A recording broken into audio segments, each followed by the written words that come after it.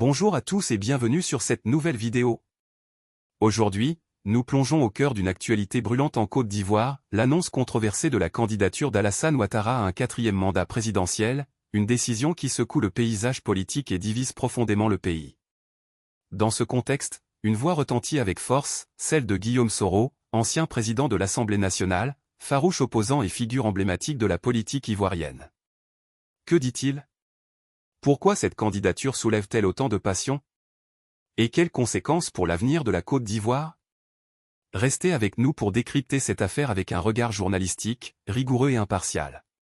Le 29 juillet 2025, le président Alassane Ouattara, au pouvoir depuis 2010, a confirmé ce que beaucoup redoutaient, il se portera candidat pour un 4e mandat présidentiel lors des prochaines élections.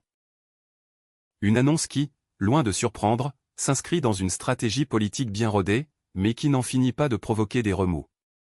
En 2020, Ouattara avait déjà suscité la controverse en briguant un 3e mandat, s'appuyant sur un argument de « cas de force majeure » pour contourner les limites constitutionnelles.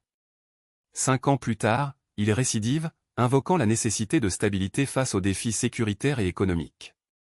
Mais pour beaucoup, cette décision est une nouvelle entorse à la constitution ivoirienne, un texte censé garantir l'alternance démocratique.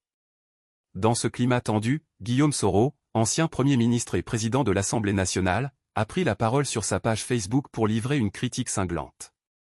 Pour Soro, cette candidature n'est rien d'autre qu'une « violation flagrante » de la Constitution et un « simulacre de suspense » orchestré pour masquer une volonté de s'accrocher au pouvoir.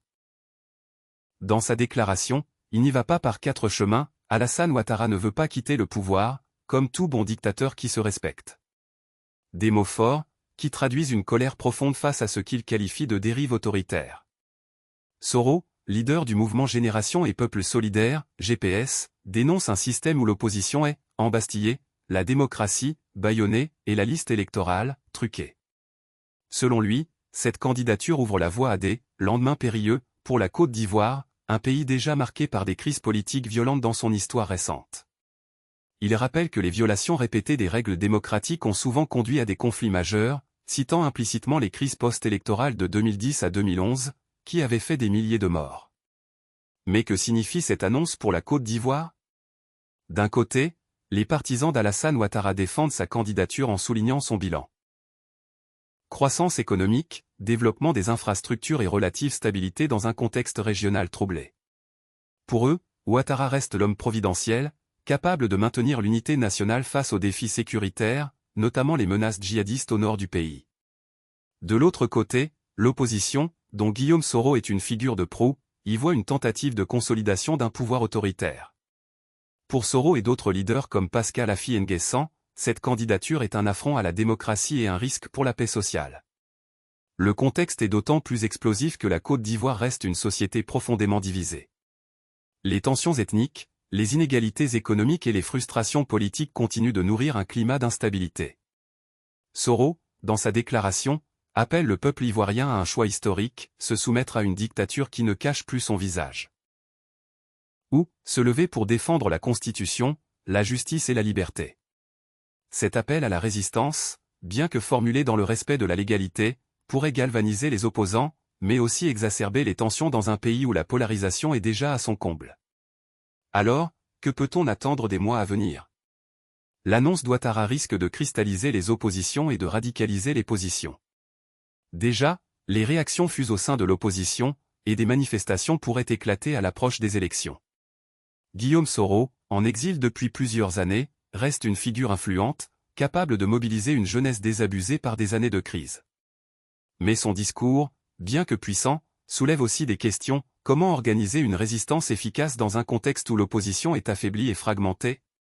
Et surtout, comment éviter une nouvelle spirale de violence? Pour l'heure, la communauté internationale observe avec prudence. Des organisations comme l'Union africaine et la CEDEAO pourraient être appelées à jouer un rôle de médiation, mais leur influence reste limitée face à la détermination d'Ouattara. Une chose est sûre, la Côte d'Ivoire se trouve à un tournant.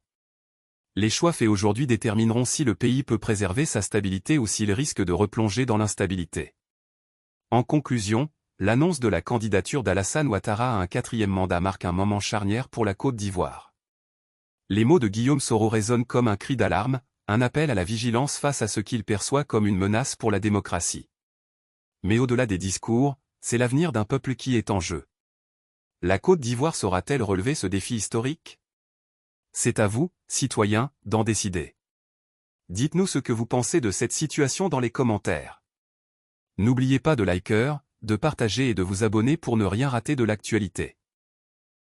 À très bientôt pour une nouvelle analyse.